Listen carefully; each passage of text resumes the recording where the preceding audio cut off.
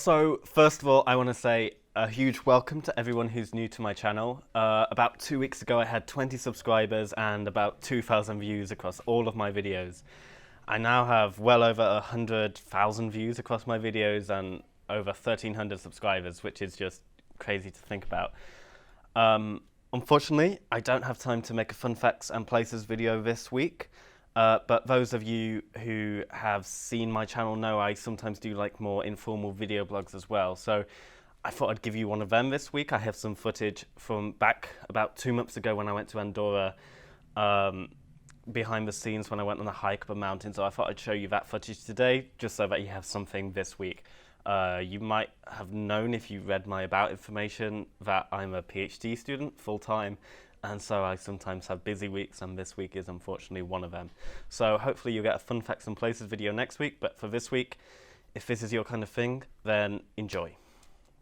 I'd heard some horror stories about the coach from Barcelona to Andorra, but when I got there I was actually quite relieved. It was quite luxurious. The journey itself was alright, it took 3 hours. Got some footage around the city before hiking up to around 1,200 meters to record my piece to camera with a nice vista of the city.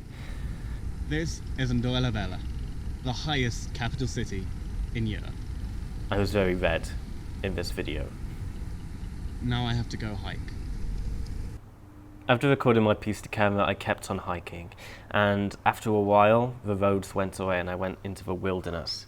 Apologies retrospectively for the heavy breathing on much of this footage.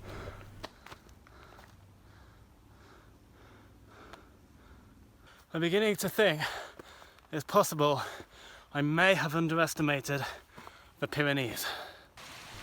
I kept on climbing, and the sound of flowing water soon became the constant soundtrack as I was climbing ever more through the trees. At about 2,000 meters, the trees started to thin out, and I entered the high valleys of the Pyrenees. The sound of flowing water that had been the soundtrack for the past 1,000 meters gave way to the sound of birds calling to each other across the valley.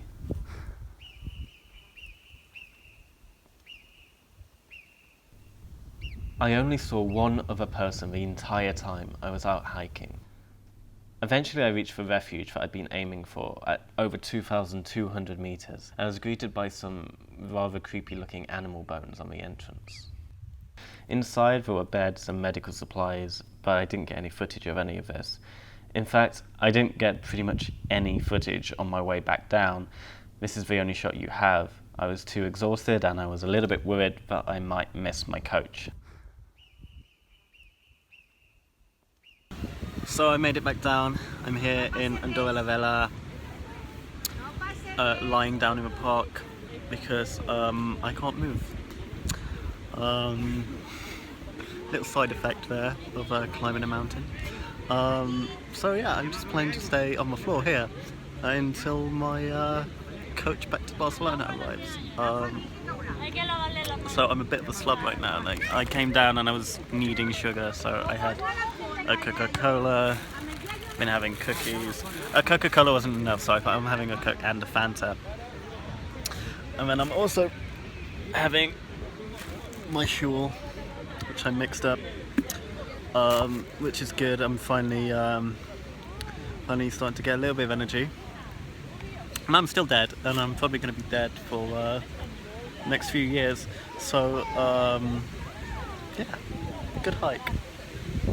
Sounds like a thunderstorm's coming in. I keep hearing lots of really loud thunder.